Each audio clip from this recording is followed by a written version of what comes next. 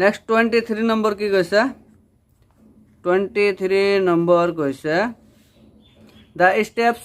used to find the total numbers of terms in the AP তো AP তো এটা দিয়া আছে বুঝছা are jumbled below ঠিক আছে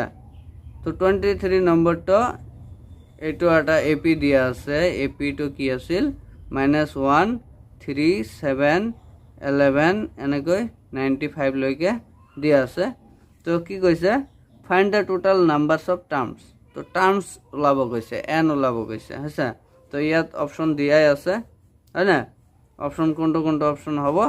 তো আমাৰ এটা বাছি উলিয়াম তো সলিউশনত যোৱা তো ইয়াত কি দিয়া আছে a = দিয়া আছে -1 d ওলাব পাৰা 3 ৰ পৰা -1 বাদ দিয়া 3 ৰ পৰা -1 বাদ দিয়া তো এটা কি হ'ব 3 + 1 হ'ব এটা 4 হ'ব তো কমন ডিফারেন্স তো কি 4 আৰু কি আছে দিয়া এটা লাস্ট টার্ম দিয়া আছে a n = 95 দিয়া আছে মানে তো n তো ওলাব লাগে মানে টার্ম তো কিমান টার্ম আছে এটা টোটাল নাম্বারস অফ টার্ম তো ওলাব লাগে তো ইয়াত চোৱা a n = কি লিখিব পাৰো a n = a + n - 1 * d লিখিব পাৰো তো ইয়াৰ পৰা a n তো দিয়া আছে 95 প্লাস a দিয়া আছে -1 এটা ইকুয়াল তো -1 দিয়া আছে প্লাস n - 1 n এর ভ্যালু তো ওলাব লাগে না তো n - 1 * d এর ভ্যালু কিমান 4 বুঝি পাইছা তো এই -1 টো ইফালে লৈ আহা তো 95 + 1 হ'ব তো ইয়াত থাকিব n - 1 * 4 হয় না তো 95 + 1 কিমান হ'ব 96 = n - 1 * 4 আচ্ছা তো 4 টো ইফালে লৈ আহা তো 96/4 = n - 1 বুঝি পাইছা তো এটা কটাকটি যায়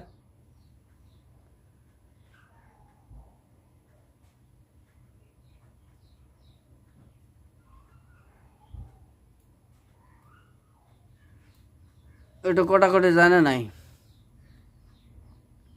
তো এটা কটাকটি যায় 2 দি কাটিলে 2 *